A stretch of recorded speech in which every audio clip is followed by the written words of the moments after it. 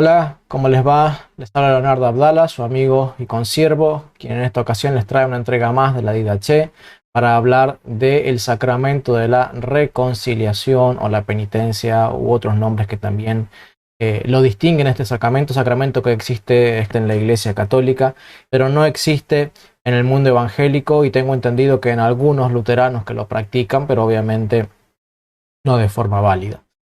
Lo cierto es que la Didache habla de esta práctica que se tenía por cierta y válida allí en el siglo I, que procedía de los apóstoles, y lo que vamos a ver hoy es ver cómo es que esto de la confesión pública de pecados, la confesión delante de las personas, era la práctica, era la norma, era la regla en la iglesia primitiva por enseñanza del mismo Cristo y de los apóstoles, y no como lo enseñan los evangélicos, que la confesión solo debe ser hecha a Dios. No pretendemos en este estudio abarcar la totalidad de los argumentos ni los católicos ni de los evangélicos, por lo cual tenemos que considerar que simplemente estamos dándole un contexto a la enseñanza del siglo I, el siglo II y siglo III, y viendo cómo es que hay armonía entre los argumentos presentados por la Iglesia y los argumentos que encontramos en la Biblia.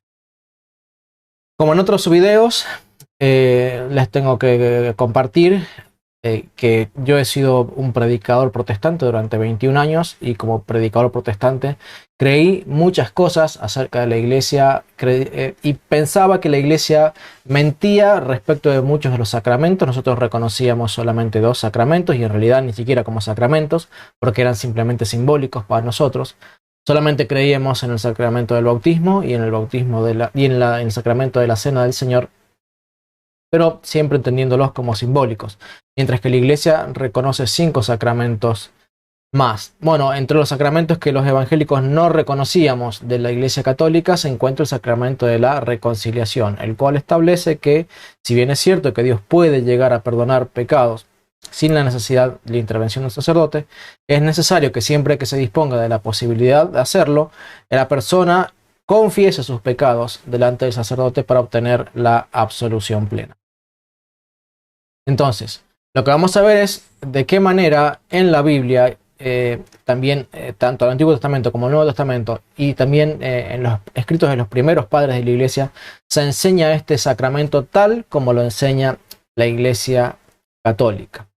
Antes de avanzar, les recuerdo, les pido por favor si pueden suscribirse, pero no simplemente darle el botón de suscribirse, sino presionar la campanita, porque si no presionan la campanita, YouTube puede que no les avise de los videos que estoy emitiendo. Es más, muchos de los que ya se han suscrito probablemente no se enteran de los videos que estoy emitiendo por causa de que no tienen activada la campanita. Eso por un lado. Por otro lado, también dejarles que en la descripción tengo el canal de Patreon por el cual pueden colaborar con el canal.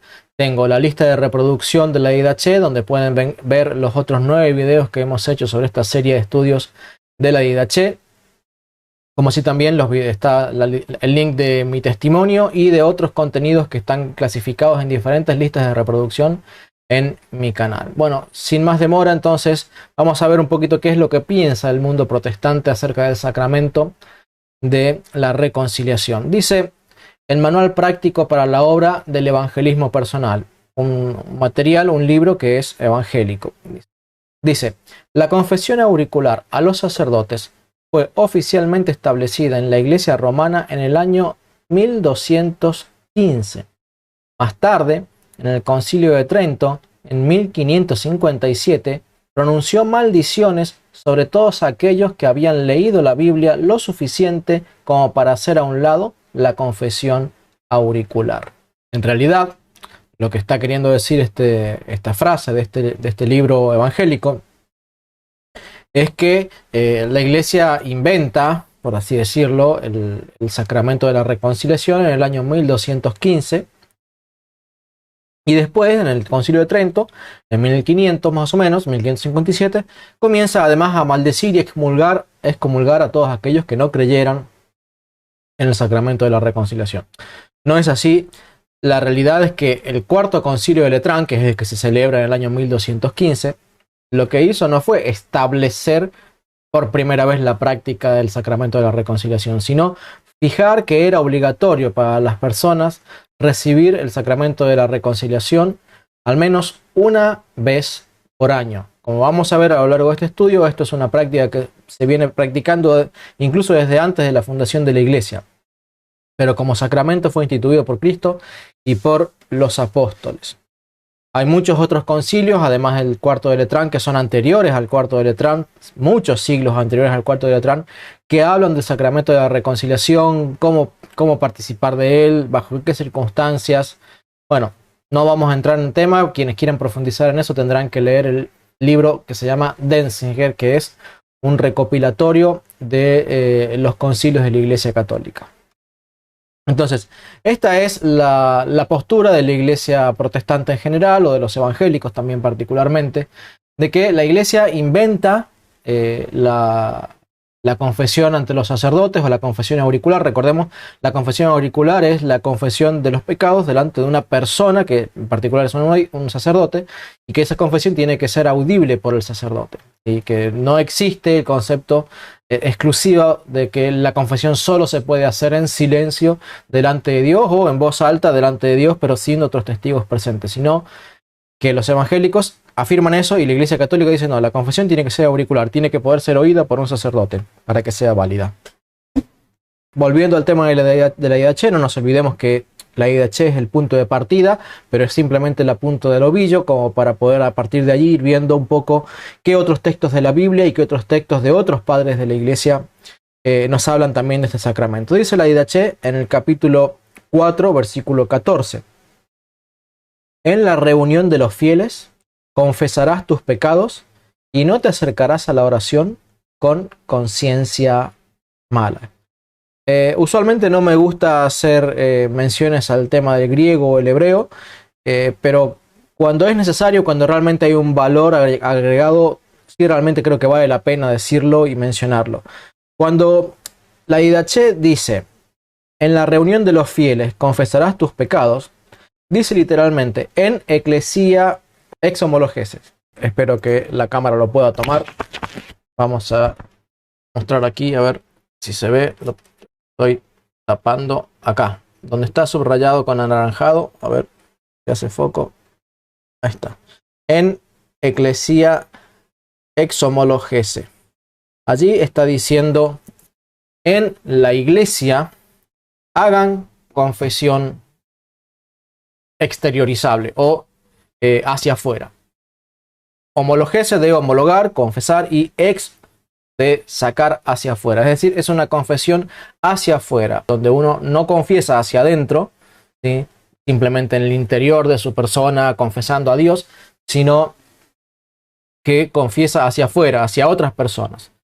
Entonces, en eclesia ex homologese es lo que significa en la iglesia confesarás hacia afuera, literalmente. En la iglesia confesarás hacia afuera o confesarás públicamente el pecado. Por eso dice la traducción, dice, en la reunión de los fieles o en la iglesia confesarás tus pecados y no te acercarás a la oración con conciencia mala. Claro, hay que entender por qué traduce reunión de los fieles y no simplemente iglesia. Ya habíamos dicho que en la iglesia primitiva y ya desde el siglo I se hacía una distinción entre lo que era la celebración de la misa para los catecúmenos y los fieles y la celebración de la misa exclusivamente para los fieles. Entonces en la primera sección estaban los catecúmenos y los fieles, ahí escuchaban todos la homilía, muchas veces se predicaba el evangelio, pero luego, terminada esa primera sección, que era una especie de introducción a la misa, venía propiamente dicho el culto de la Eucaristía, en donde se transubstanciaba el pan y el vino en el cuerpo y la sangre de Jesucristo. Bueno, a esa sección de la misa solo podían estar presentes los fieles. Y para poder acceder y participar a esa sección, aquellos que estuvieran en pecado debían practicar la ex homologese, es decir, la confesión pública. Y vamos a ver un poquito más en detalle este tema. Antes de entrar un poco en los detalles de del texto, quisiera que podamos rescatar algo, ¿no? ¿Por qué dice allí en la iglesia? ¿Por qué en la reunión de los fieles? Porque vamos a ver un poquito más adelante que ahí se aclara exactamente que es en la misa. ¿Por qué en ese lugar? ¿Por qué enseña la Didache que, bueno, hace homologeo, ¿sí? Hace confesión silenciosa mientras vas a la iglesia? ¿O por qué no en tu casa? ¿Por qué dice en la iglesia o en la reunión de los fieles y por qué no dice en tu casa o en tu trabajo o en tu cama a la noche? ¿Por qué no dice eso? ¿Por qué dice en la iglesia? Bueno, porque en la iglesia estaban los que tenían que oír. La confesión tenía que ser oída. E inicialmente en la iglesia primitiva, y esto es algo que es aceptado por los más eruditos de los hermanos separados, aunque es desconocido por muchos de los que dicen ser apologetas evangélicos, e ignoran demasiadas cosas como para siquiera considerarse maestros de los evangélicos. En definitiva, aquí está diciendo que deben confesarse en la iglesia, en la misa, o bueno, no necesariamente en la misa, pero tiene que ser previo a la misa. Y en la iglesia porque tiene que ser pública, ¿sí? Entonces, no, la confesión, para que sea propiamente dicho el sacramento de la confesión, no podía ser hecha en la casa, no podía ser hecho en el camino, no podía ser hecho en el trabajo, salvo que hubiera un grupo de personas ahí para escucharla. Pero también, además de que era pública, tenía que estar el sacerdote, porque finalmente el sacerdote era el que daba la absolución. Y aquí es donde entran en conflicto, digamos, los hermanos separados, especialmente los evangélicos, que son los que se ponen muy mal, muy enojados cuando uno les habla de que tenés que confesarle tus pecados a un sacerdote. Ahora bien, he procurado resumir, sintetizar tal vez los 2 o 3 argumentos más simples de explicar, porque hay muchos más y realmente daría para una serie de videos que no voy a hacer en estos momentos. Pero vamos a tratar de entender cómo era la mentalidad de una persona judía. Pensemos que la iglesia del siglo I se componía, sobre todo al principio, mayormente de personas judías. Y vamos a ver si estas personas judías tenían este conflicto de que no, yo ante un sacerdote jamás voy a confesarle mis pecados porque un sacerdote es un pecador y yo solamente le confieso mis pecados al único que es santo, o sea, a Jesucristo. En Mateo 3:6 nos dice la Biblia que Juan estaba bautizando y dice, y eran bautizados por él, por Juan, en el río Jordán, confesando sus pecados. Es decir, los judíos cuando querían bautizarse por Juan, recordamos que ese no era un bautismo como el del sacramento de la iglesia, Juan no pertenecía a la iglesia, aunque, a ver, no formalmente, aunque sí, digamos, en su conducta, finalmente él pertenecía al pueblo santo de los escogidos del Señor. Pero aquí lo que está diciendo es que los que eran bautizados por Juan en el río Jordán venían y daban cuenta de sus pecados, confesaban. ¿A cuántos habrá confesado Juan? ¿Decenas? No. Cientos, tal vez miles de personas. Es probable. Muchos de esos luego serían discípulos de Jesucristo, de los cuales luego algunos perseverarían y otros no. Pero lo cierto es que eran cientos de personas de los primeros cristianos que cuando ellos se arrepintieron, confesaron sus pecados, como mínimo a Juan. Probablemente en público, porque esa es la idea del pasaje, ¿sí? Que no hay distinción ahí de que solamente ante Juan, sino ante todos. Ahora, también dice Hechos 19:18, ya ahora sí, en cuanto al bautismo y a la conversión de personas que eran incluidas, incorporadas a la iglesia por el bautismo. Dice Hechos 19:18, y un gran número de los que habían abrazado la fe venían confesándose y manifestando sus obras. Claro, aquí no manifiesta o no expresa directamente el tema del bautismo, pero sabemos que la iglesia primitiva bautizaba relativamente rápido a las personas, especialmente cuando los que se convertían eran convertidos por la predicación apostólica. ¿Por qué? Porque los apóstoles muchas veces estaban en un lugar y tenían que seguir camino, entonces los que quedaban tenían que ser bautizados. Luego estaban los obispos que los sacerdotes dejaban encargados en cada ciudad, y ellos sí, muchas veces demoraban un poco más el bautismo para asegurarse de darle una mejor instrucción, un mejor catecumenado a los recién convertidos antes de hacerlos pasar por las aguas del bautismo. Pero si eran los apóstoles los que predicaban, muchas veces los apóstoles los bautizaban relativamente rápido o bautizaban a unas personas muy pocas que después ellos eran los que bautizaban al resto. Lo cierto es que en ese contexto de bautismo relativamente rápido, como es Hechos capítulo 19-18, nos encontramos que las personas una vez más venían confesando sus pecados públicos, no solo a Dios, sino a los apóstoles, que esa era la práctica habitual. Ahora bien, como para ver un poquito de que esto de confesar públicamente los pecados no era algo que era extraño para los primeros cristianos, ni tampoco para los judíos, ¿sí? Realmente en las primeras comunidades la confesión de pecados se hacía delante de otras personas que escuchaban pecados horrorosos como los de fornicación, adulterio, la magia, la hechicería, la prostitución, homicidios, hurtos, todo tipo de pecados.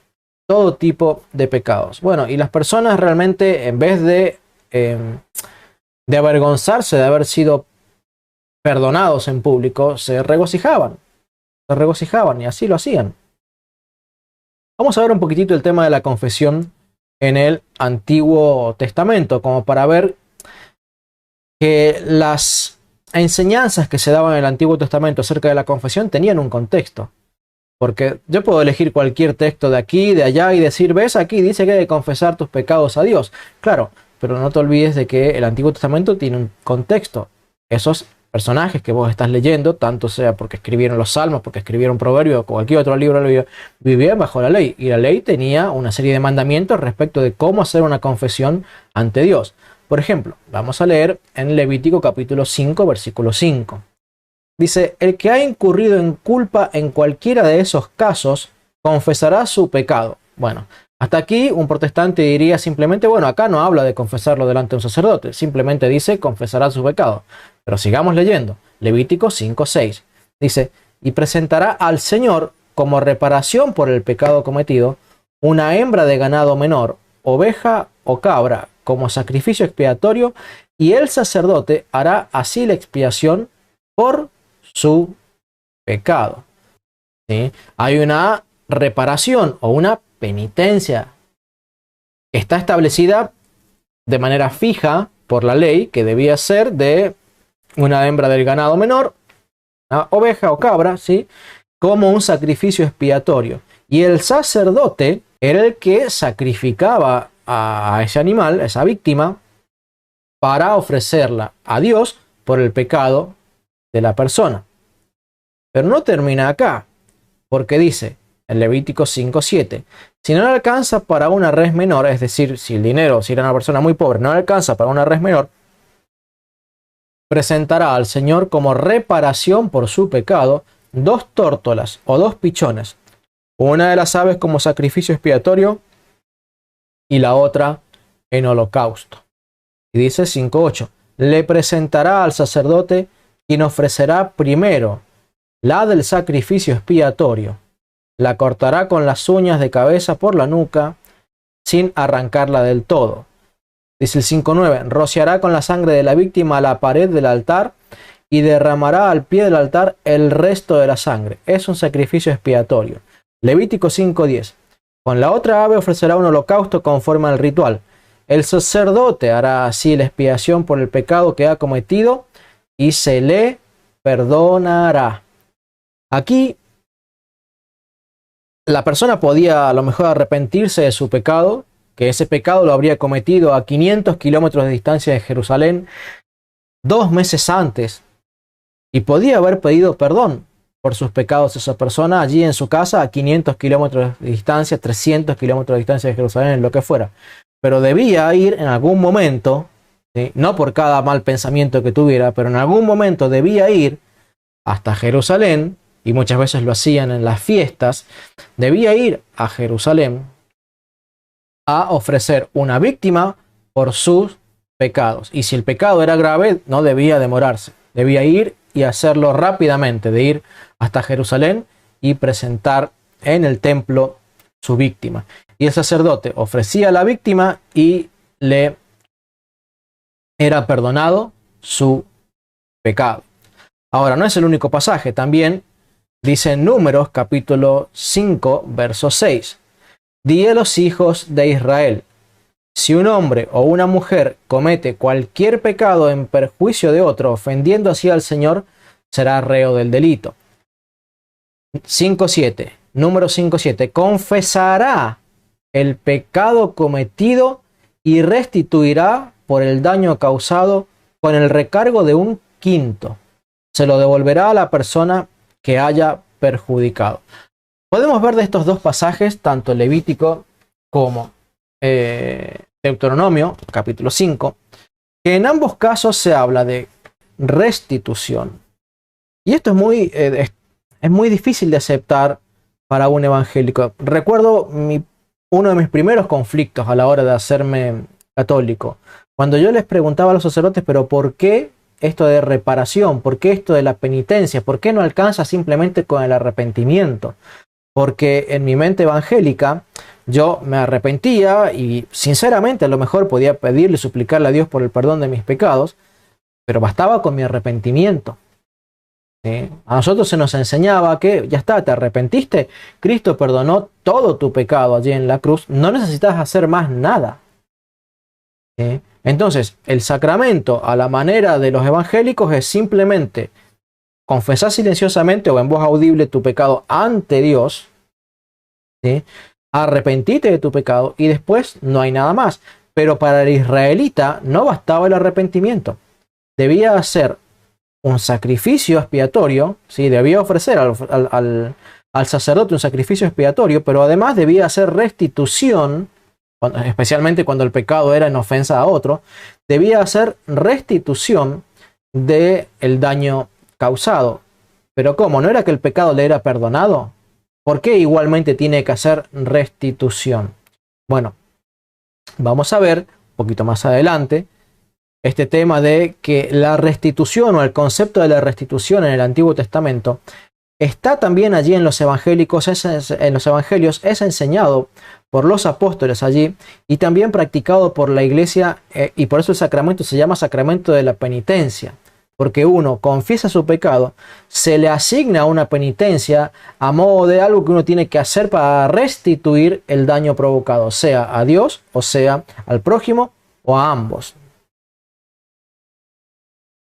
Ahora, un poquito del tema de la confesión en el Nuevo Testamento, porque también en el Nuevo Testamento encontramos pasajes que nos invitan a creer que la confesión y el perdón de pecados de parte de los apóstoles y de los obispos y luego transferido a los sacerdotes era una realidad practicada en el Nuevo Testamento.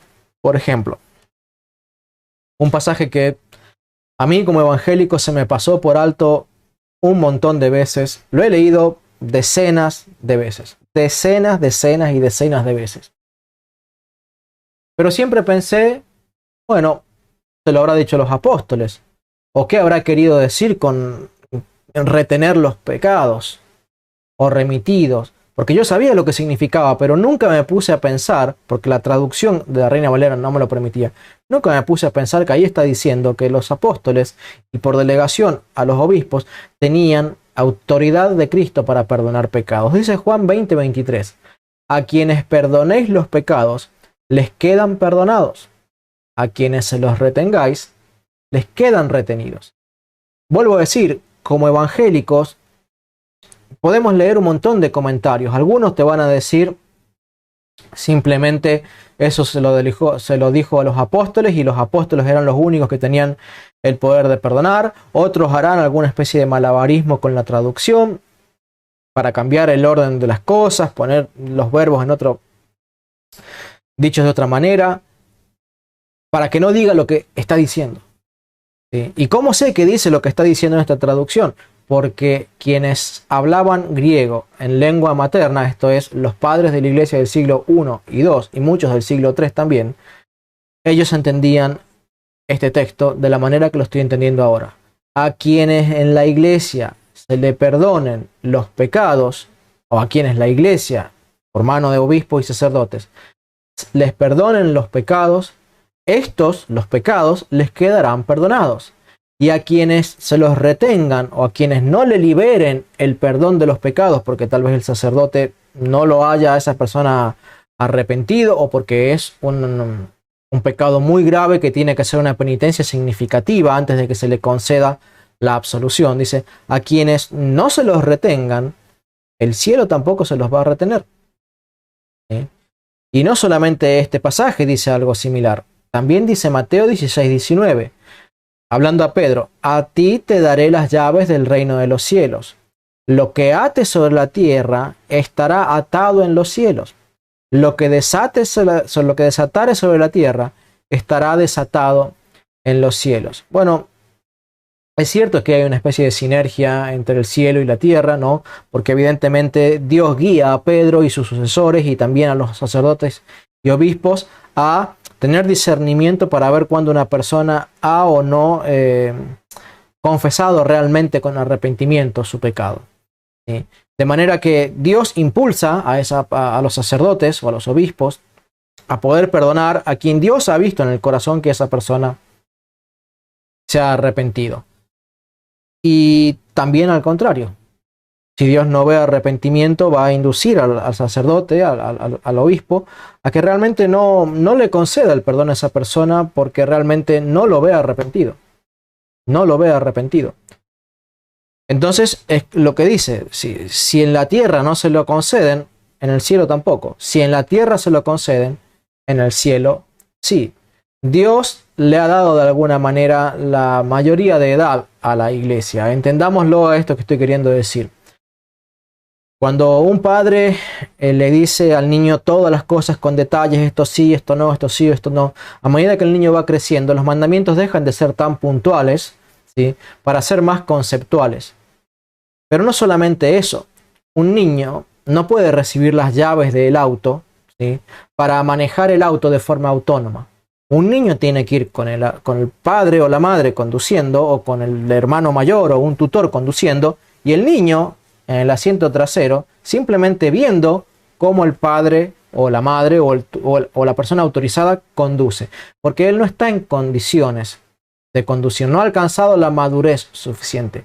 Pero llegado el cumplimiento del tiempo, en donde Cristo vino en persona y estableció un montón de cosas, y les enseñó a la iglesia a comportarse y a administrar, a ser administradores de los sacramentos, Dios le dio al hombre, a la iglesia, la llave del reino de Dios. Puntualmente a Pedro, ¿sí?, y la capacidad de administrar los sacramentos y conceder el perdón de pecados en el nombre de Dios.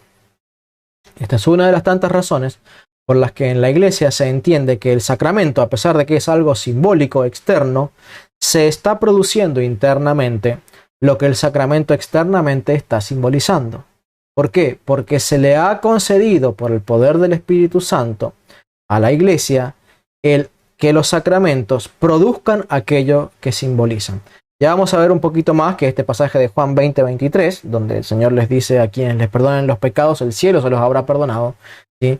Este versículo está antecedido por un versículo que dice, recibid el Espíritu Santo. Y vamos a ver cómo es que los apóstoles y los discípulos de los apóstoles entendieron la conexión entre el hecho de que Dios le haya dado el Espíritu Santo a los apóstoles y a los obispos, ¿sí?, para ser administradores de las gracias del Espíritu Santo, cosa que no ocurría antes con el Israel anterior, con el viejo Israel, ¿sí? El sacerdote tenía una participación.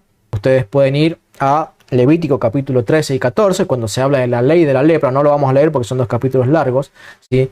Pero el sacerdote allí tenía que estar examinando bien en detalle la piel, el color, la textura, para determinar si era lepra o si era otro tipo de enfermedad. Pero ese Levítico 13 y capítulo 14 está prefigurando, entre otras cosas, que el sacerdote debe examinar, atención a esta palabra que luego voy a explicar más adelante en el video, el sacerdote debía examinar a la persona que padecía la enfermedad para ver si era o no, si no era lepra, ¿sí? Y en función de eso, determinar los casos, los pasos a seguir. Esto era hecho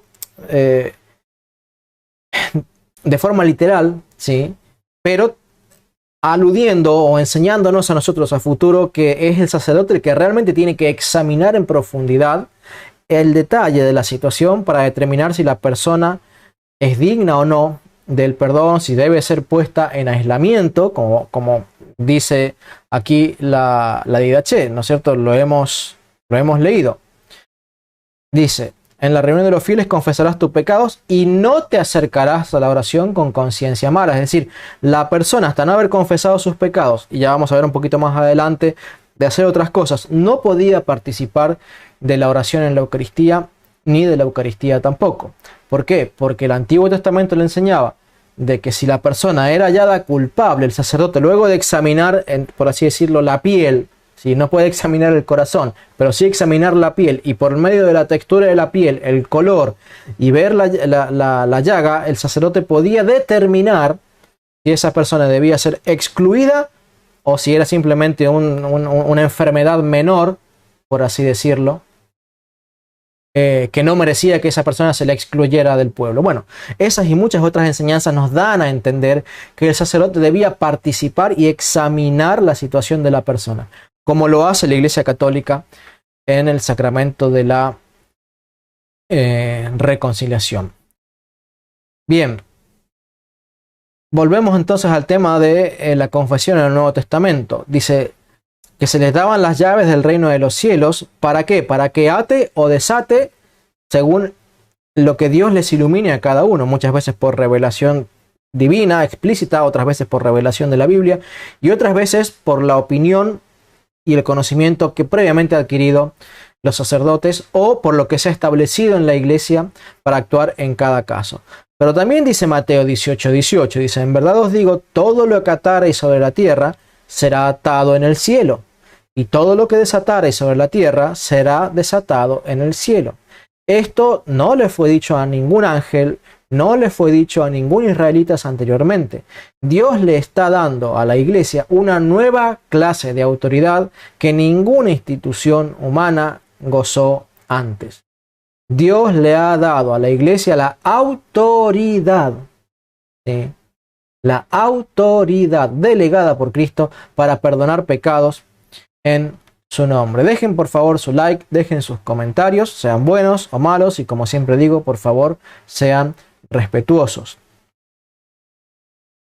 Ahora, como dijimos, no pretendo abarcar la totalidad de los textos del Nuevo Testamento ni los del Antiguo Testamento, pero vamos a tratar de ver un poquito algunos de los argumentos que tienen los hermanos separados para rechazar este tema de la confesión delante de las personas. Antes de que comencemos a ver sus argumentos, quiero recordarles que en los primeros siglos había personas que rehusaban el reconocer que Dios le hubiera dado a la Iglesia, a los sacerdotes, la autoridad, la potestad para perdonar o no perdonar los pecados. Esas personas se llamaban docetas, esas personas se llamaban gnósticos, y se lo conoce como docetas, gnósticos, o incluso el docetismo gnóstico. Este grupo de personas, que en un principio estaban dentro de la Iglesia, pero luego fueron expulsados por los mismos apóstoles, ellos negaban que la Iglesia hubiera recibido la autoridad de perdonar pecados. Y justamente en respuesta a esas personas es que los apóstoles se ven en la necesidad de escribir, por ejemplo, el Evangelio de Juan o la primera carta de Juan. Ambas fueron escritas para combatir el docetismo gnóstico, que negaba, entre otras cosas, que la Iglesia hubiera recibido la autoridad para perdonar pecados. Por causa de eso es que la Iglesia se ve forzada a escribir el Evangelio. Bueno, entonces los evangélicos no están solos en su argumentación. También había en los siglos primeros personas que negaban que la Iglesia tuviera autoridad para perdonar pecados, pero esas personas fueron expulsadas de la Iglesia por los mismos apóstoles. Ahora bien, ¿de qué versículos los evangélicos se toman para decir, bueno, no tengo que perdonar, no tengo que confesarle mis pecados a un sacerdote, simplemente se los confieso a Dios y eso es suficiente? Bueno, tienen algunos versículos, pero obviamente sacados de su contexto. porque a veces el contexto está inmediatamente en los versículos alrededor del texto y a veces el contexto es el contexto legal en el que vivían las personas. Por ejemplo, dice el Salmo 32:5: mi pecado te declaré y no encubrí mi iniquidad. Dije, confesaré mis transgresiones a Jehová. Entonces vienen los evangélicos y dicen, ¿ves, católico? Acá la Biblia te dice que tus transgresiones, tus pecados, tenés que confesarlos a Jehová. Pero los evangélicos se olvidan de que quien escribió el Salmo 32, el rey David, vivía en un contexto legal, en el cual él mismo, aun cuando fuera rey, debía obedecer. Y ese contexto legal es el que decía Levítico capítulo 5, Números, no sé si Números o no, ya me olvidó la cita. Números capítulo 5, Levítico capítulo 5. ¿Qué debía hacer? Ir y confesar sus pecados presentando su ofrenda al sacerdote. ¿Para qué? Para que Dios les perdonara.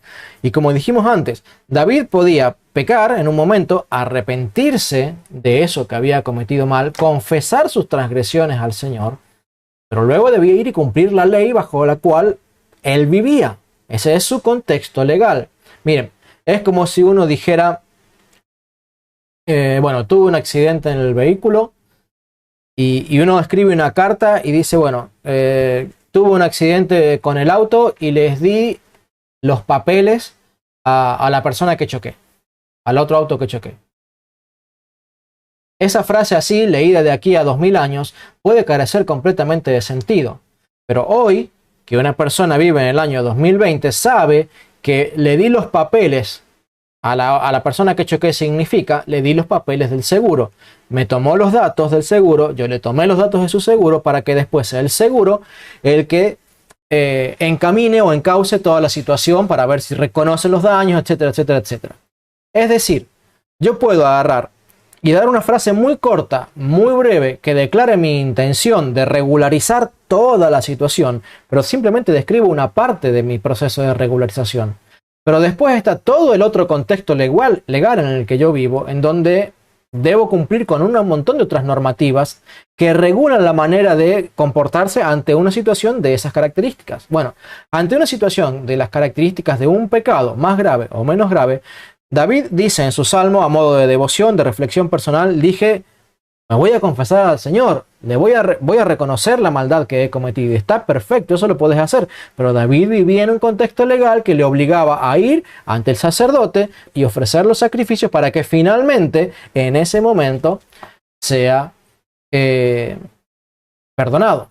Ahora bien, hay excepciones, tenemos algunas excepciones, pero tenemos que entender que está la regla.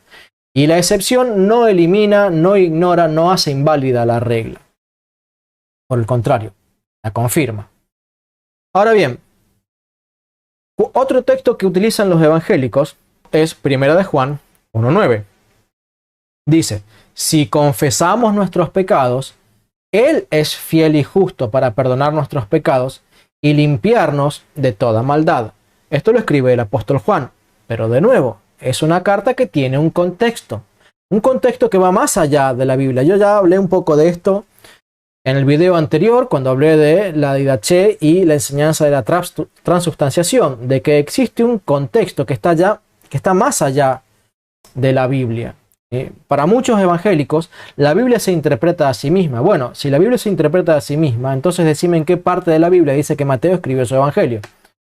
O en qué parte de la Biblia dice que Juan escribió su evangelio. O en qué parte de la Biblia dice que Jesús fue célibe. O en qué parte de la Biblia dice que Jesús nunca se casó. No, eso va si recurrís a la tradición, recurrís al contexto exterior de la Biblia. Lo mismo para determinar la lista de los libros canónicos. ¿En qué parte de la Biblia dice que vos debés incluir las epístolas de Juan o las epístolas de Pedro? O las de Judas o Apocalipsis. Ninguna parte de la Biblia. Eso tenés que ir y recurrir a los concilios para ver qué dice la tradición de cómo es que se estableció el canon de la iglesia. De manera que hay un montón de cosas que nos ayudan a interpretar la Biblia o a darle veracidad o a darle credibilidad o a entender con claridad qué es lo que significa, pero que requieren del contexto exterior de la Biblia, ¿sí? Para entender la situación en la cual se escribió la Biblia. Bueno, Cuando Juan escribe su primera carta, había un grupo que se acababa recientemente de ir de la iglesia porque habían sido expulsados por causa de sus pecados, diciendo que no tenían pecados y que no tenían necesidad de confesárselos, ¿sí?, a los sacerdotes. ¿Por qué? Porque los sacerdotes, según estos gnósticos, no tenían la autoridad de Dios para perdonar los pecados. Recordemos que el mismo apóstol Juan escribe su evangelio diciendo: les doy autoridad para perdonar pecados. A quienes se los perdonen, el cielo se los perdona. A quienes no se los perdonan, al cielo no se los perdona. Y aquí, en relación al mismo grupo que negaba la misma situación, le dice: no, por el contrario, sí debemos confesar nuestros pecados a los sacerdotes, aunque el que es fiel para perdonar es Dios, ¿sí?, particularmente aquí, el que es fiel y justo para perdonar es Dios. La confesión se hace ante la iglesia. En este sentido, no hay diferencia entre lo que enseña la Didache y lo que enseña la Biblia, porque ya hemos visto que los judíos venían al bautismo de Juan confesando pecados, que también los judíos y otros gentiles tal vez venían confesando sus pecados para ser bautizados por los apóstoles, allí como leímos en Hechos 19. Y la iglesia también nos repite en el Evangelio de Juan que Dios le dio la potestad a la iglesia de perdonar los pecados, que les dio la potestad de atar y desatar, de que si excomulgaban a un hereje, esa persona quedaba excomulgada de la iglesia del cielo, y que si recibían en la reconciliación a un hereje, porque ese hereje se había arrepentido, como es mi caso, la iglesia le concedía el perdón, ¿sí?, y esa persona volvía a ser incorporada a la iglesia del cielo, a la iglesia de Cristo. Pero este docetismo gnóstico, al igual que los evangélicos, que son sus hijos espirituales en muchas doctrinas, no creen que los sacerdotes tengan la autoridad para perdonar pecados. A diferencia tal vez de los docetas, ellos sí creen que haya que confesarle los pecados, pero los docetas, como ya lo dijimos en otros videos, eran mucho más extremistas en algunas de sus posturas y decían que ni siquiera era necesario confesarle porque no creían en ciertos pecados. Pero este contexto, este versículo de Juan 1:9 también tiene un contexto. El mismo contexto legal que le impone Juan capítulo 20. Cristo ha dado a la iglesia y a sus ministros la potestad y autoridad para perdonar pecados en su nombre. De manera que una persona puede confesar sus pecados a Dios. Yo supongamos, peco esta noche y no sé, le contesto mal a mi esposa. ¿Sí? Bueno, tengo oraciones que salen de mi propio corazón o incluso oraciones que la iglesia me da para que yo las pueda recitar si quiero. Por ejemplo, el pésame, Dios mío, en donde yo le puedo decir a Dios: Señor, perdóname por el pecado que yo cometí. Señor, ofendí a mi esposa, Señor, la traté mal, me comporté mal, indignamente, sin caridad, le hablé ásperamente. Pero luego tengo la obligación, para que yo pueda participar de la Eucaristía, yo tengo que ir y confesarle mis pecados a un sacerdote para que el sacerdote finalmente me dé la absolución. Entonces se cumpla la voluntad de todo lo que Dios estableció para su iglesia. Porque si Dios establece que los sacerdotes tienen autoridad para perdonar, ¿por qué un evangélico dice: no, yo no voy a recurrir a un sacerdote? Se está oponiendo a lo establecido por Dios.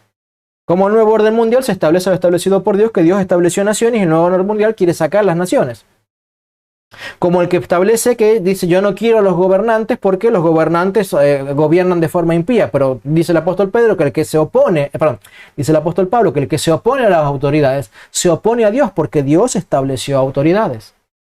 A ver, Dios establece naciones y oponerse a la división de naciones en el mundo es oponerse a Dios. Dios estableció autoridades y quienes se oponen a las autoridades estableciendo que sería mejor la anarquía, se oponen a Dios. Dios estableció sacerdotes para que estos perdonen los pecados y quienes se oponen a los sacerdotes como que ellos no pueden perdonar pecados, entonces también a Dios se opone. Y eso es lo que son los evangélicos, opositores de Dios, siempre rechazando los mandamientos que Dios ha dado. Aunque en muchas cosas hay que reconocer que son fieles, aunque no todos los evangélicos son realmente personas engañadoras y mentirosas, muchos sí lo son, tristemente. Miren, por la gracia de Dios, en los grupos en los que yo estuve, eran personas que de sincero corazón trataban equivocadamente de buscar a Dios, pero con sinceridad, creyendo que están haciendo lo correcto. Muchos otros son directamente engañadores voluntarios y conscientes de su pecado. Pero al margen de eso, lo cierto es que quien se opone a los sacerdotes y al sacramento de la confesión se opone a lo establecido por Dios. Otro argumento que dan los evangélicos es yo confesarme con un pecador, al margen de que ellos no creen que la Biblia enseñe que hay que confesarse con un sacerdote. Ellos dicen, no, pero el sacerdote es un pecador, ¿por qué me voy a confesar con un sacerdote? Bueno, pensemos un poquito algunas cosas. Juan el Bautista era pecador, él se consideraba indigno siquiera de desatar las sandalias del Señor Jesucristo. Trabajo de un esclavo, dice, yo no soy digno siquiera de considerarme un esclavo tuyo. Juan era pecador, o sea, no un gran pecador, ladrón y esas cosas, pero Juan era un pecador, tenía como vos y yo pecados en su conciencia, pecados en su hablar, como el apóstol como el apóstol Pablo, dice, yo no hago lo que quiero, sino lo que no quiero, eso hago, porque está el pecado dentro de mí.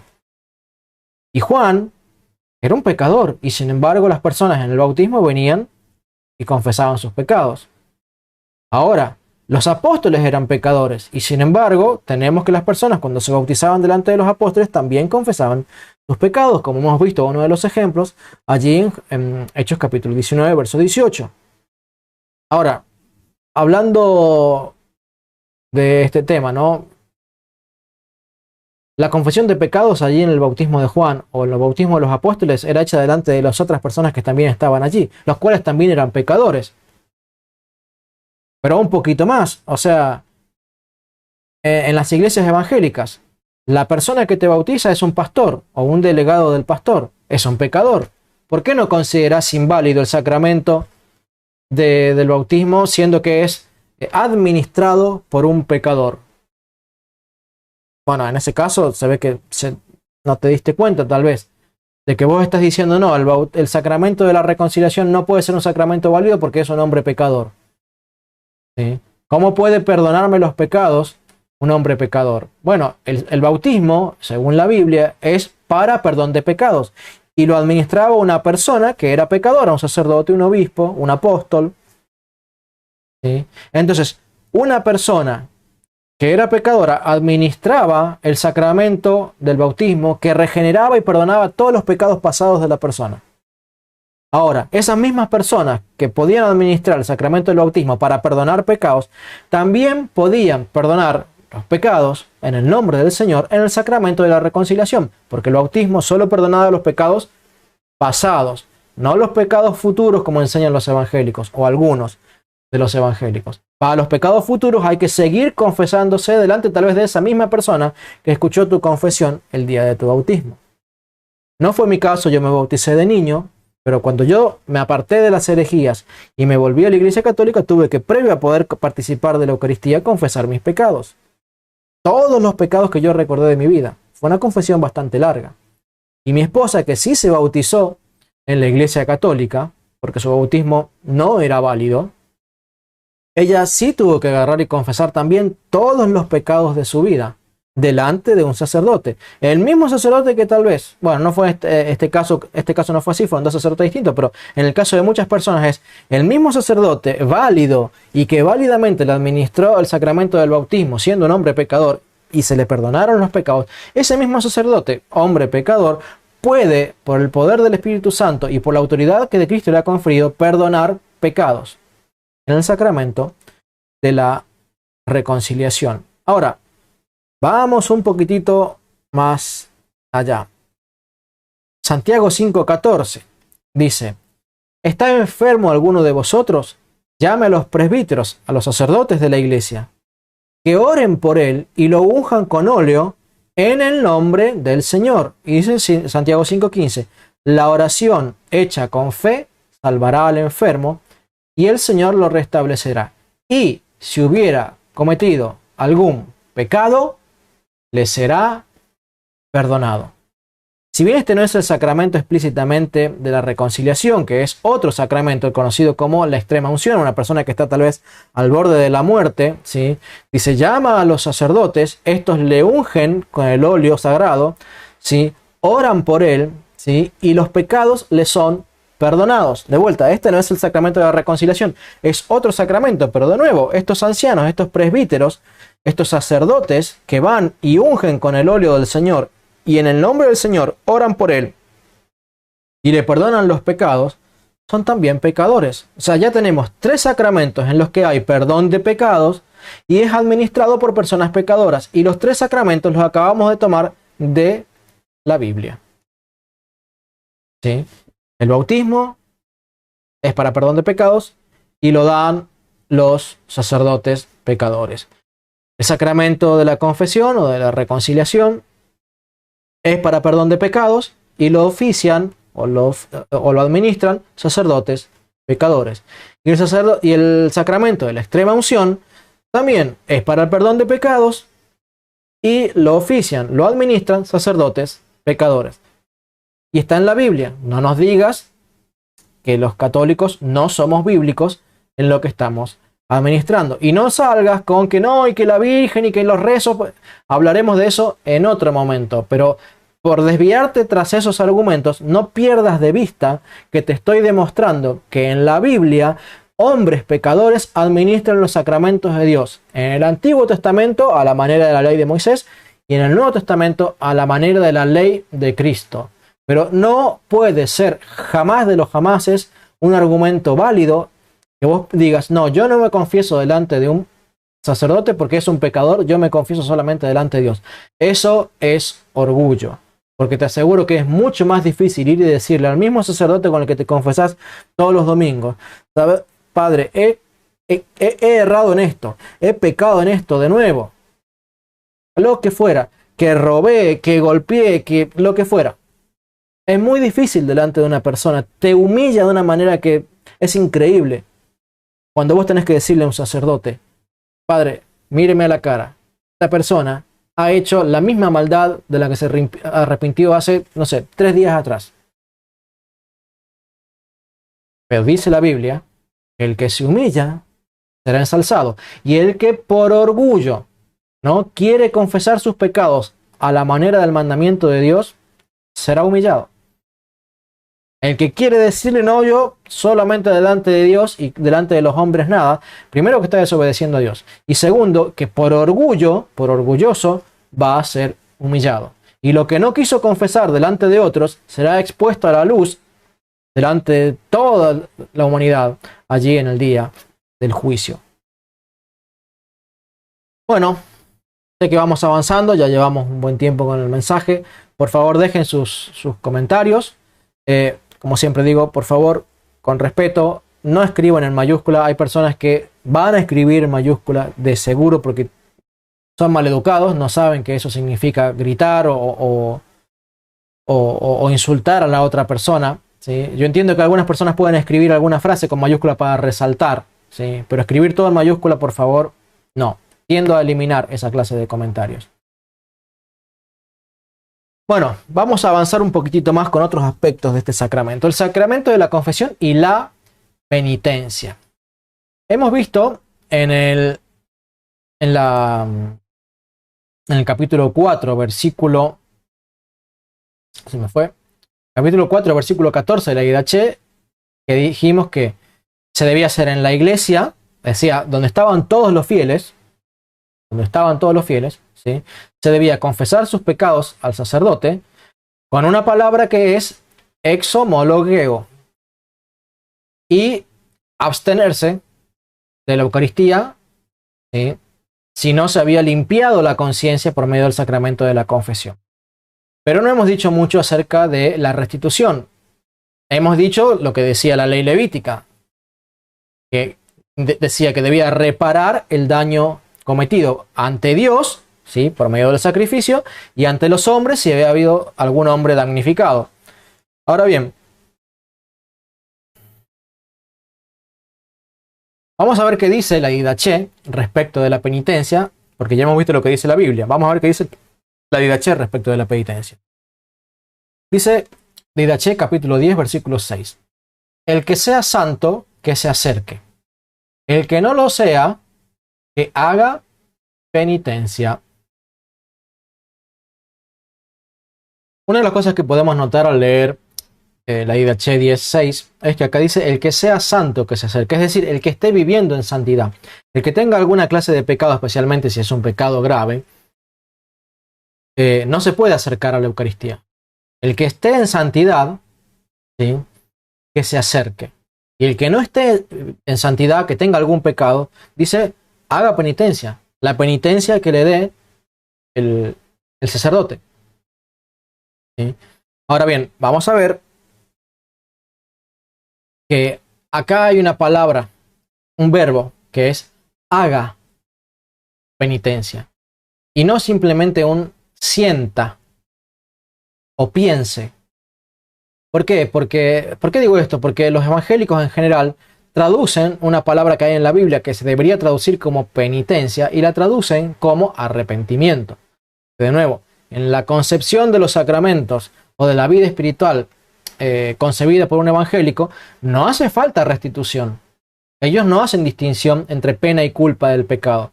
Para ellos todo fue resuelto por la cruz de Cristo y no hay necesidad de cumplir con la justicia y devolver lo que uno daña.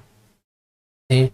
Pero en la justicia de Dios ha enseñado a sus apóstoles y a todos los discípulos de Cristo a que hagan, es un verbo, es una acción, ¿sí? Son cosas concretas que hay que hacer, no simplemente un sentimiento o un asentimiento intelectual de sí, Señor, pequé, estoy mal, realmente no debía haber hecho eso, pero bueno, de ahora en más confío en que vos, Cristo, perdonaste mis pecados en la cruz y bueno, desde ahora en más me siento liberado de la culpa, liberado de todo remordimiento, porque ya te confesé mi pecado. Bueno, así pienso en evangélico, mayormente, más o menos, mayor o menor medida. ¿Sí? Simplemente ellos confiesan su pecado a Dios y tienen un asentimiento intelectual que probablemente incluso hasta perdure en el tiempo, haciéndoles cambiar su actitud y realmente se arrepintieron y tal vez cambiaron su proceder y dejaron de pecar. Pero eso no es hacer penitencia. El concepto de la penitencia es lo que acabamos de leer hace un rato en Levítico y Deuteronomio. Hay que desprenderse de algo que vos hiciste, de algo que vos tenés, para restituir el daño que provocaste. Cristo le predicó esto mismo a Zaqueo. Y Zaqueo lo entendió muy bien. Dice Lucas 19:18. Entonces Zaqueo, puesto en pie, dijo al Señor: He aquí, Señor, la mitad de mis bienes doy a los pobres, y si en algo he defraudado a alguno, se lo devuelvo cuadruplicado. ¿De dónde sacó eso? ¿De dónde sacó? Bueno, del mismo mandamiento que estaba en el Antiguo Testamento y que Cristo les habría recordado allí en la predicación. Es la misma razón por la que David, cuando estaba indignado, cuando estaba hablando allí con el profeta Natán, cuando el profeta Natán le viene a recriminar su pecado y le dice, esta persona, ¿cómo puede haberse quedado con las ovejas del pobre? Dice, tiene que restituir 4 ovejas por causa de la oveja que robó. Bueno, Natán después le dice, tú eres esa persona que teniendo tantas esposas te fuiste y te acostaste con Betsabé robándole la única esposa que tenía Urías Eteo. ¿Sí? Bueno, ese concepto de devolver 4 por 1, ¿sí?, es el concepto que también está mostrando aquí Zaqueo. El concepto de la restitución, que se le habría predicado, y Zaqueo en muestra de arrepentimiento dice, si a alguien le he hecho daño, si a alguien le he robado, si a alguien le he defraudado, voy a devolverle aquello que le robé. ¿Sí? Eso es un arrepentimiento súper profundo. ¿Sí? Y es lo que se enseña en la Didache. El que está con algún pecado, ¿sí?, no se presente a la oración, no se presente a la Eucaristía. Dice, vaya, confiese, haga la penitencia y cumplida la penitencia, participe de la Eucaristía. ¿Sí? Cambio de tema para avanzar un poquito más rápido, 2 temas muy breves, ¿sí?, que me hubiera gustado tocarlos en el video anterior, cuando hablamos de la transubstanciación, pero bueno, muy breve. Dice la Didache, capítulo 14, verso 1, dice, reunidos cada día del Señor, romped el pan y dad gracias. Ahora, cuando uno va y busca en la Biblia cuál es el día del Señor, se da cuenta de que es el primer día de la semana. La iglesia consideraba el día del Señor como el primer día de la semana. El primer día de la semana es el domingo, por lo cual ya se ve allí por el año 40, 50, 60, fecha de escritura de la IDH, que la iglesia se reunía ya el domingo y que había dejado de participar inicialmente del sábado como inicialmente lo hacían algunos por causa de proceder del judaísmo. Luego comenzaron a hacerlo el día domingo, porque el domingo había sido el día que el Señor había resucitado. Por otro lado, otro tema colateral respecto de la Eucaristía es que se la llama sacrificio. Dice también la IDH, capítulo 14, verso 1, dice: reunidos cada día del Señor, romped el pan y dad gracias, después de haber confesado vuestros pecados. Recuerdo que estamos hablando en el contexto de la confesión de pecados. Primero, ¿sí?, confesaban sus pecados y luego podían ir a participar de la Eucaristía, a fin de que vuestro sacrificio sea puro. Que vuestro sacrificio sea puro. Ya le está llamando sacrificio a la Eucaristía. Todo aquel, empero, que tenga contienda con su compañero, no se junte con vosotros hasta tanto no se hayan reconciliado, a fin de que no se profane vuestro sacrificio. Es decir, fíjense que aquí el autor está atando o ligando el reconciliarte con un hermano con el que estás peleado, ¿sí?, haber confesado el pecado y después de haber resuelto toda esa situación, entonces participar de la Eucaristía. ¿Para qué? Para no ofrecer un sacrificio profanado. Tal cual lo enseñaba allí, creo que el profeta Habacuc, cuando denuncia que las personas le ofrecían el cordero cojo, el que estaba enfermo, el robado. O sea, mezclaban el cordero con lo pecaminoso. Y eso para Dios era una profanación de su gran nombre.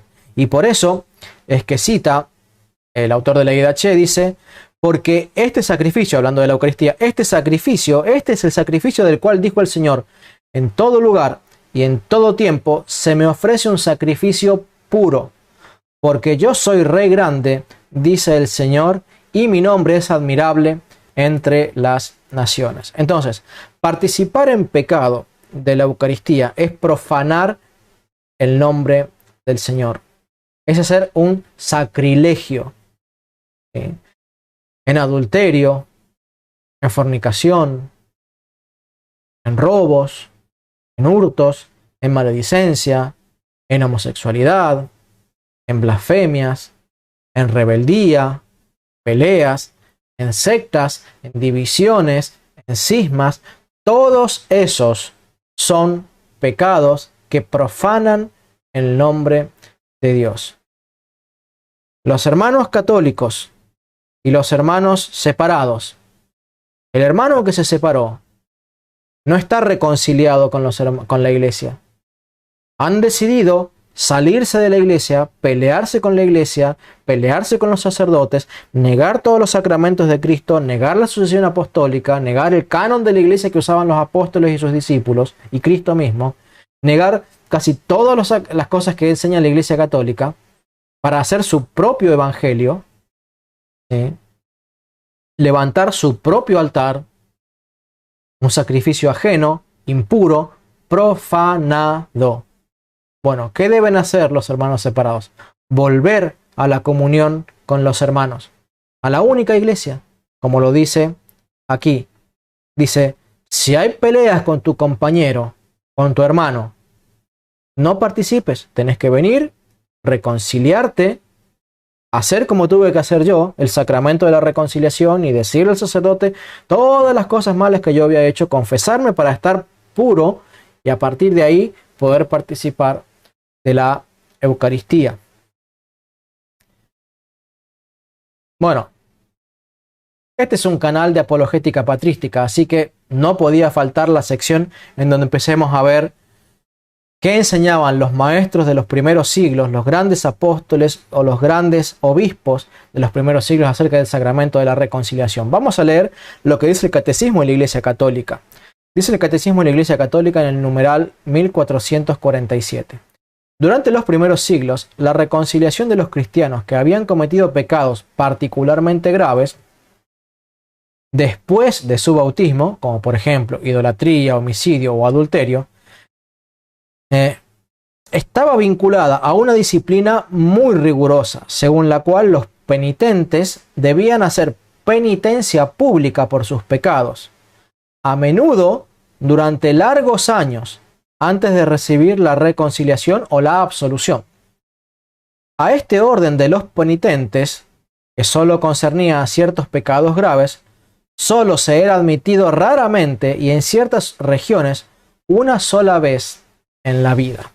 ¿Qué quiere decir esto? Que en muchos casos vos solamente podías cometer un homicidio antes de que en la iglesia se te concediera la absolución. Después de eso, la iglesia ya se negaba a concederte la absolución. Pero como dice acá, esto era en algunas regiones. Eso todavía no estaba regulado en los primeros siglos. Dice el Catecismo también de la Iglesia Católica, este mismo numeral: durante el siglo VII, los misioneros irlandeses, inspirados en la tradición monástica de Oriente, es decir, esto no es que se ha inventado en el siglo VII, sino que procedía ya de la tradición oriental, la tradición de donde estaba la iglesia, donde surgió la iglesia, ¿sí? Inspirados en las tradiciones de la iglesia de Oriente, trajeron a Europa occidental, a Europa, ¿sí?, la práctica de la penitencia privada, que no exigía la realización pública y prolongada de obras de penitencia antes de recibir la reconciliación con la iglesia. El sacramento se realiza desde entonces de una manera más secreta entre el penitente y el sacerdote. Pero no es que ahora oficialmente se introduce al sacerdote, sino que el sacerdote siempre estaba. Lo que cambió fue que antes debía hacerse la confesión delante de toda la iglesia. Y era el sacerdote el que finalmente iba y por la imposición de las manos concedía la absolución del pecado. Luego, siguiendo el ejemplo de cómo se hacía en el Oriente, en el Occidente a partir del siglo VII se trajo la costumbre de que la confesión fuera delante exclusivamente del sacerdote, ¿sí?, como siempre lo fue, pero ahora sin la presencia de las personas de la iglesia, por así decirlo.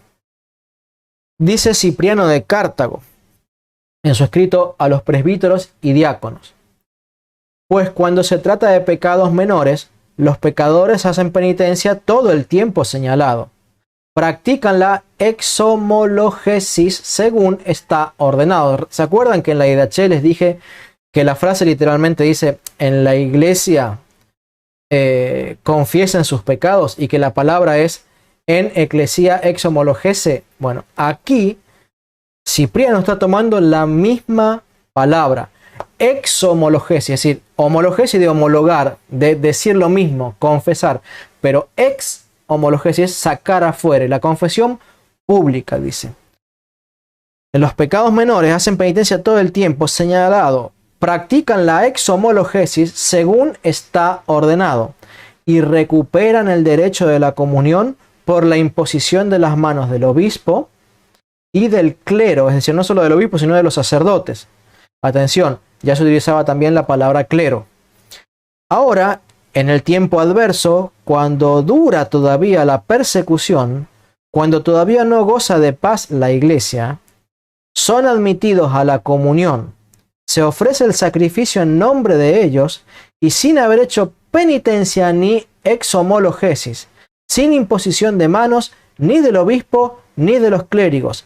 Se les da la Eucaristía a pesar de que está escrito: quien comiere del pan o bebiere del cáliz del Señor indignamente será reo del cuerpo y de la sangre del Señor. Cita de 1 Corintios 11:7.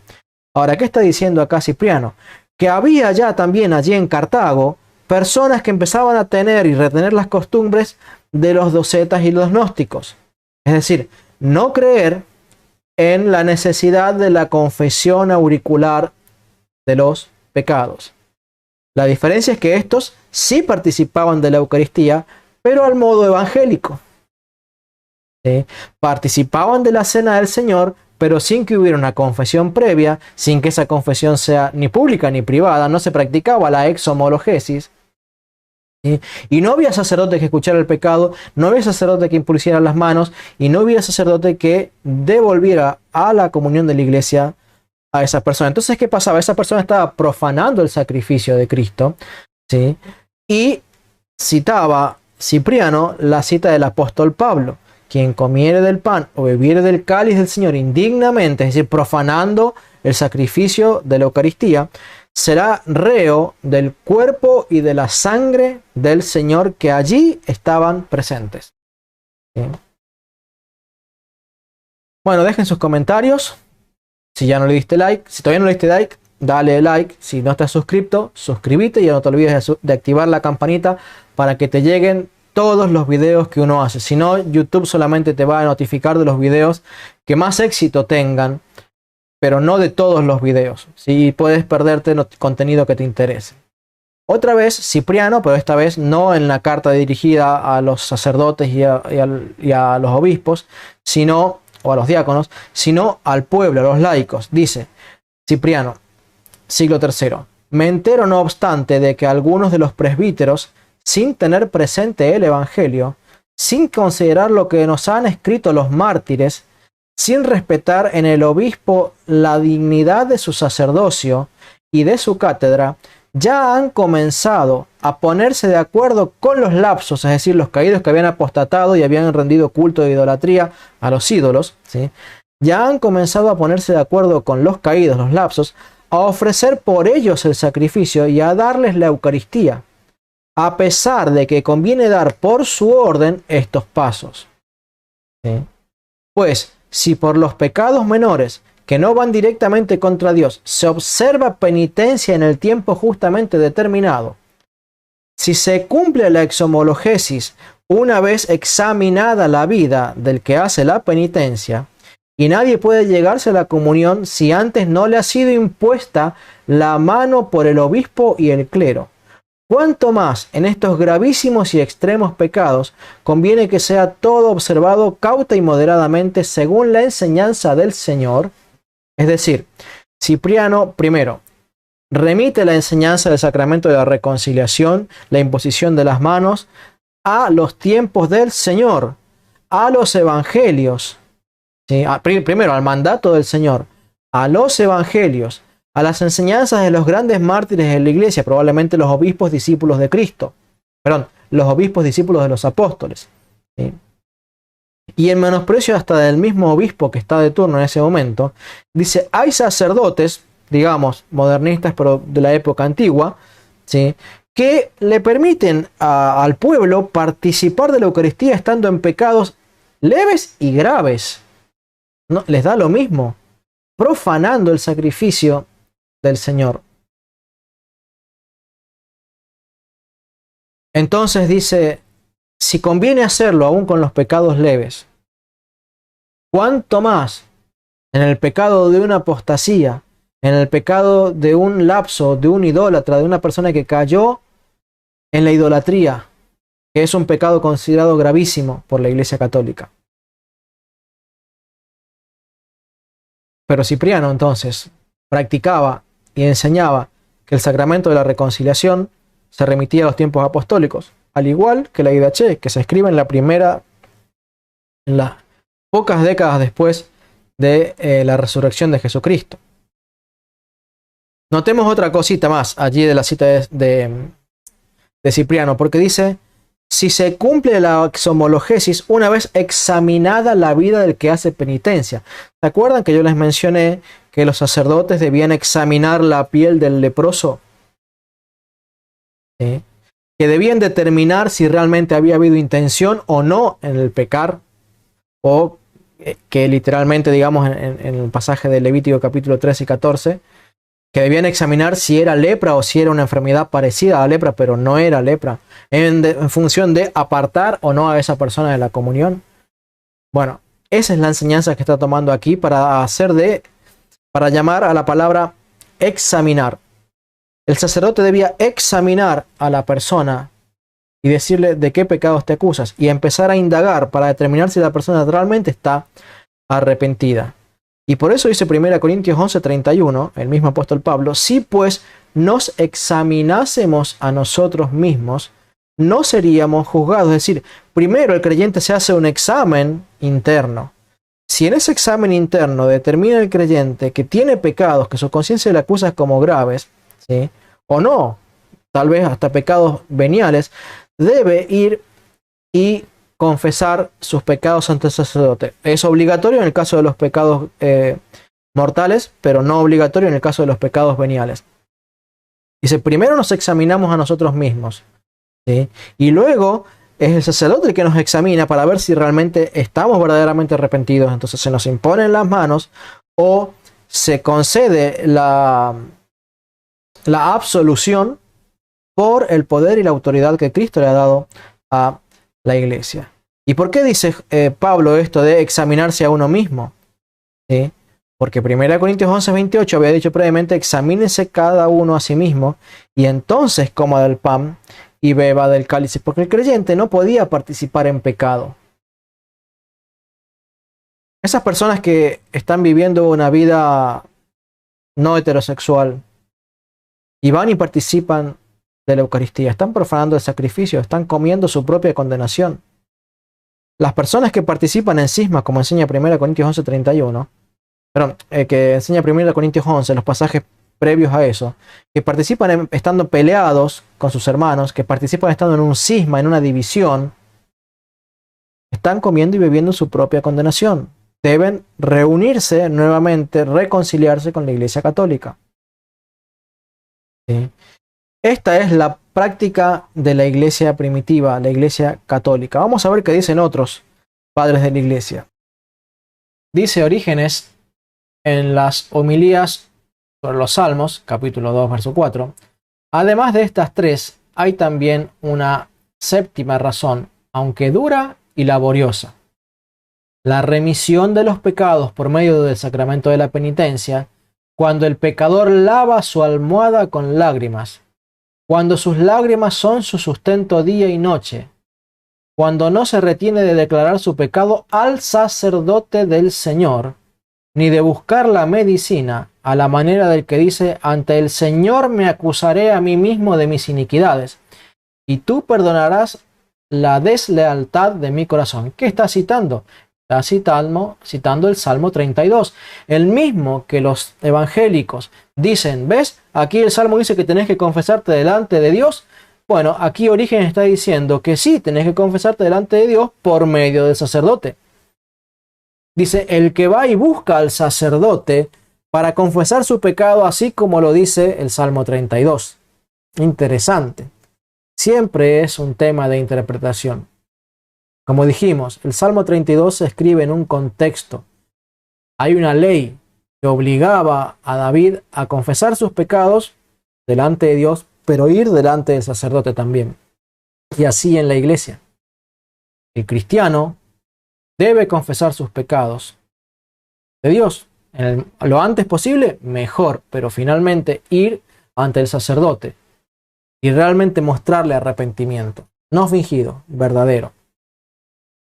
Bueno, San Basilio el Grande, en su libro Condiciones, dice que se refiere hablando de la época de la Iglesia Apostólica, citando Hechos 19-18. ¿Se acuerdan de ese pasaje que yo les dije que muchos venían confesando sus pecados delante de los apóstoles? Bueno, San Basilio el Grande cita este texto, dice, muchos de los que habían venido creían confesando sus malas acciones y concluye, es necesario que confesemos nuestros pecados a los que se les ha confiado la administración de los sacramentos de Dios.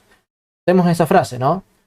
La administración de los sacramentos de Dios. Para un evangélico esto puede ser difícil de entender, porque en la Biblia evangélica acá se les traduce como misterios, ¿sí? Pero misterios y sacramentos son dos términos intercambiables. Los padres de la iglesia que hablaban griego de forma nativa usaban a veces la palabra mysterion, ¿sí? O también si escribían en latín, escribían la palabra que hoy traducimos como sacramento.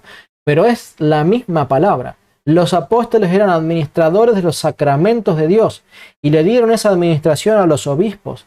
Y parte de esa administración los obispos se la han dado a los sacerdotes.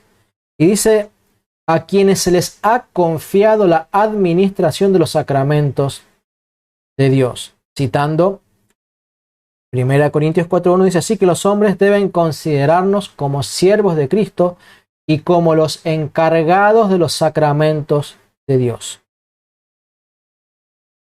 Puesto que los primeros cristianos solían confesarle a los apóstoles que a su vez bautizaban a todo el mundo. Como dijimos, Hechos 19:18 es un pasaje que implica el bautismo y la confesión de pecados de las personas delante de los apóstoles que eran pecadores. Como dijimos, los sacramentos eran administrados por hombres pecadores. La Eucaristía era administrada por un sacerdote pecador. El bautismo también. La penitencia también. El sacramento del matrimonio también. El sacramento del orden también. El sacramento de la extrema unción también. Dice San Atanasio, obispo de Alejandría, siglo III, IV, en una carta que se llama Fragmento contra Novato. Así como el hombre bautizado por el sacerdote es iluminado por la gracia del Espíritu Santo, así también aquel quien en penitencia confiesa sus pecados recibe a través del sacerdote el perdón en virtud de la gracia de Cristo. Dice San Cipriano en su escrito con los lapsos o los caídos: os exhorto, hermanos carísimos, a que cada uno confiese su pecado, mientras el que ha pecado vive todavía en este mundo, o sea, mientras su confesión puede ser aceptada, mientras la satisfacción o restitución y el perdón otorgado por los sacerdotes son aún agradables a Dios. Dice San Hipólito de Roma en su escrito Tradición Apostólica: Padre que conoce, hablando acerca de del sacramento de la ordenación y las responsabilidades y privilegios que se les conceden a los sacerdotes, dice: Padre que conoces los corazones, concede a este tu siervo que has elegido para el episcopado, en virtud del espíritu del sacerdocio soberano, tenga el poder de perdonar los pecados, según tu mandamiento, que distribuya las partes según tu precepto, y que desate toda atadura según la autoridad que diste a los apóstoles.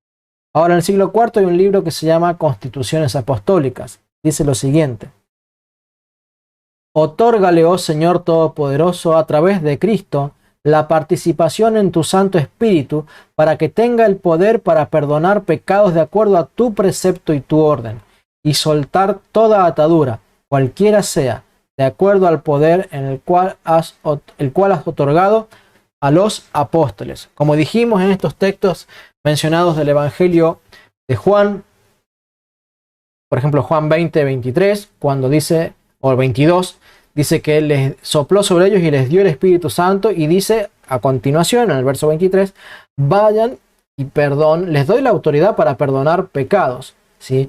Y yo les había prometido que iba a mostrarles cómo es que los padres de la iglesia asociaban el hecho de que Dios le hubiera dado de forma especial a los apóstoles el Espíritu Santo,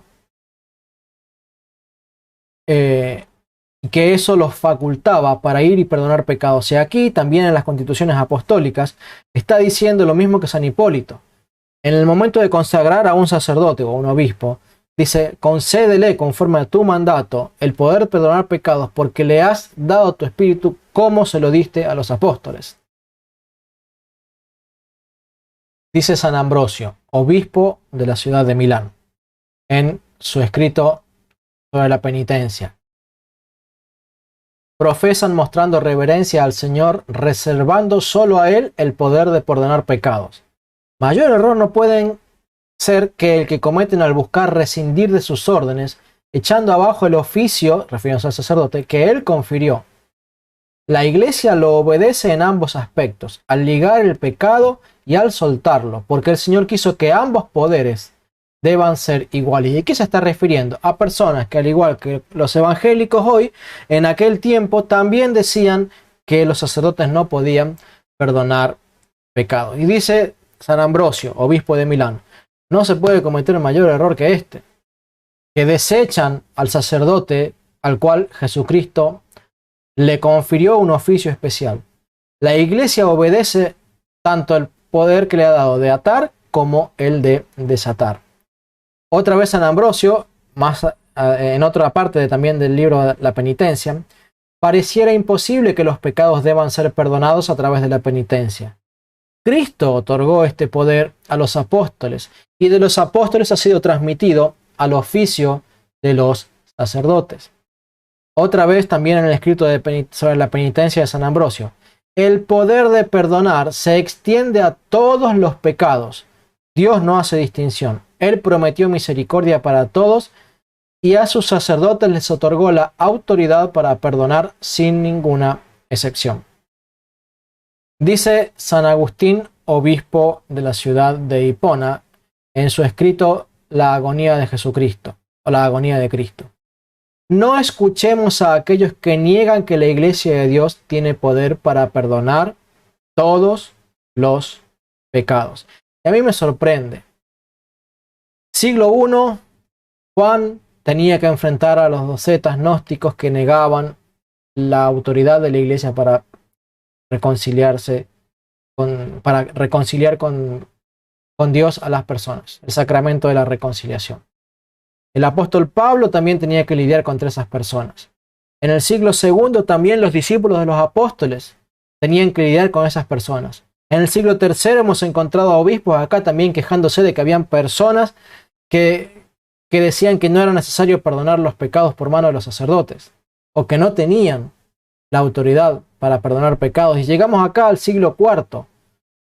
Y también dice San Ambrosio y también dice San Agustín que todavía hay personas que niegan el sacramento de la reconciliación. Y llegamos al siglo XXI y todavía están. Y así como allá en los primeros siglos los apóstoles los expulsaron a estas personas, y en el siglo II los discípulos de los apóstoles expulsaron a estas personas, y en el siglo III los discípulos apostólicos también expulsaron a esas personas, y en el siglo IV también los obispos expulsaron a esas personas. También hoy, siglo XXI, Dios ha expulsado de su iglesia a los que rechazan el completo sacerdocio de la Iglesia Católica. ¿Sí? Dios ha expulsado de su iglesia a los evangélicos por no creer en los sacramentos que el mismo Señor ha instituido. Bueno, espero haber dado mínima evidencia de que la iglesia primitiva practicaba el sacramento de la confesión, haber dado un poco de luz acerca de cómo era practicado. Seguramente tienes algunas diferencias con el día de hoy, pero lo cierto es que una vez más voy a afirmar que la iglesia primitiva sostenía y defendía desde el siglo I las doctrinas de la Iglesia Católica, razón por la cual me vi obligado al estudiar a los padres de la Iglesia a salir de las sectas protestantes, de las sectas evangélicas, para abrazar la doctrina que había sido enseñado por los apóstoles. Nos vemos en una próxima entrega de la Didache. La próxima vez espero que sea sobre los falsos ministros de Dios y los verdaderos ministros de Dios. Que Dios te bendiga y que viva Cristo Rey.